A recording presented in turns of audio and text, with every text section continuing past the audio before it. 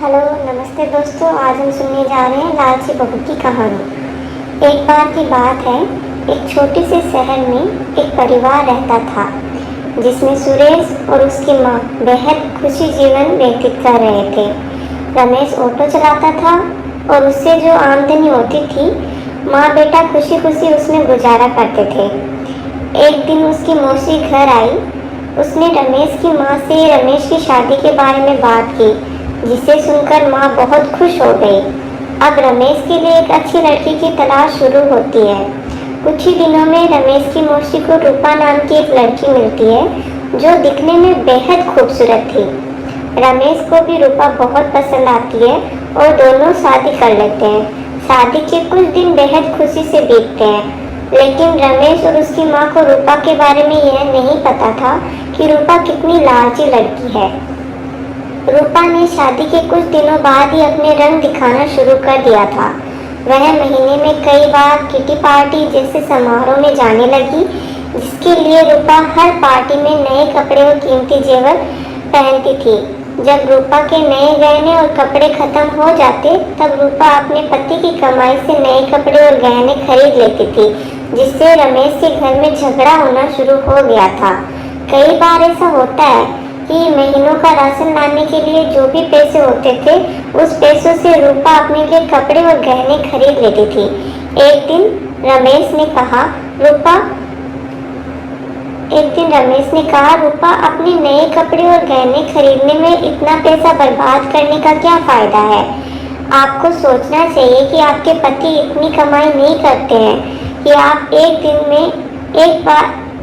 एक महीने में 10 बार किटी पार्टी जाने के लिए नए नए अनुभव खरीद कर खर्च करें। यह सुनकर रूपा गुस्से से लाल हो गई और रमेश को कहने लगी, तुम हमेशा मुझे कहते रहते हो, कभी तुम भी ज्यादा कमाने के बारे में सोचते। यदि तुम ज्यादा ऑटो रिक्शा चलाते, ज्यादा कमाई करते, तो आज मैं आराम से नए नए कपड़े पहनती।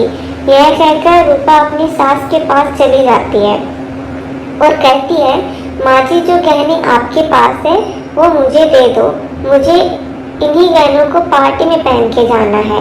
रमेश की माँ उसकी पूरी बात सुनते ही कहती है, पुराने जमाने की सभी बहुएं अपने जेवर सास के पास रखती थी, लेकिन तुम मुझसे मेरे ही गहने मांग रही हो। रूपा ने कहा, तुम गहनों का करोगी क्या, मुझे दे दो। अंत में रमेश की माँ ने भी अपने सारे गहने रूपा को दे दिए और रूपा उन गहनों को पहनकर किटी पार्टी में चली गई। उधर रूपा के जाने के कुछ देर बाद ही रमेश के घर में रमेश की मौसी आ गई। उसने रमेश की माँ से रूपा के बारे में पूछा तो माँ ने रूपा के बारे में सारी बात बताई। यह सुनकर मौसी ने रूपा को सबक सिखाने की सोची। रूपा की सास भी एक खेल में शामिल हो गई। रमेश की चाची घर का सारा सामान और राशन अपने घर ले गई और थोड़ी देर में अपने सारे गहने और नए कपड़े ले आई। गहने और कपड़े लाकर उन चीजों को घर की अलमारी में और कुछ को रसोई में रख दिया और अपने घर जाने लगी। जाते समय रूपा की सास ने कहा, जब रूपा घर आए तो यह जेवर देखकर तुमसे वो कुछ पूछेगी तो तुम उसे अच्छा जवाब दे देना। उसके कुछ ही समय बाद रूपा किटी पार्टी से घर आई और अपनी अलमारी में सभी नए गहने देखकर बहुत खुश हुई। लेकिन शाम को जब रूपा रसोई में खाना बनाने गई तो उन्हें फिर से राशन के डब्बे में नए गहने मिले, जिसे पाकर रूपा बहुत खुश हुई। लेकिन जब रूपा ने किचन में राशन का सामान तलाशा और कुछ नहीं मिला, जिसे देखकर वह परेशान हो गई और अपने सास के पास गई और पूछा कि माँ जी, किचन का राशन कहाँ गया।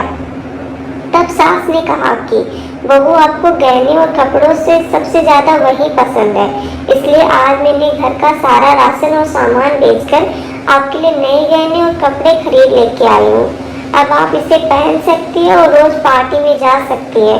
यह सुनकर रूपा ने कहा कि ठीक है, मगर खाने के बिना मैं गहने और कपड़ों का क्या करूँगी। तो सास ने फिर जवाब दिया, अब खाना खाने की क्या जरूरत है, तुम्हें अपनी सबसे प्यारी चीजें मिल गई है ना, तुम उनमें खुश होना चाहिए। यह सुनकर रूपा को अपनी हरकत का पछतावा होने लगा। तभी रमेश की मौसी जी आ गई। उन्हें भी यह कहा कि यह सब मैंने आपको समझाने के लिए किया है कि केवल नए कपड़े आभूषण की जरूरत नहीं होती है। इसके अलावा दुनिया में बहुत सी ऐसी कुछ चीजें हैं जिनकी भी आपको जरूरत पड़ती है, और अगर आपको नए गहने और कपड़े पहनने का इतना शौक है तो आप खुद क्यों नहीं कमाते और अपने पैरों पे खड़े होकर अपनी सारी चीजें, जो भी मनपसंद चीजें हैं, वो खरीद लेते। सारी बातें सुनने के बाद रूपा को अब यह समझ में आ गया कि अब और ये नहीं करेगी उसने फिर कभी ऐसा नहीं किया और अपने पति के कमाए हुए पैसों से खुशी खुशी रहने लगी। तो दोस्तों, हमें ये बताइए आपको इस कहानी से क्या शिक्षा मिलती है।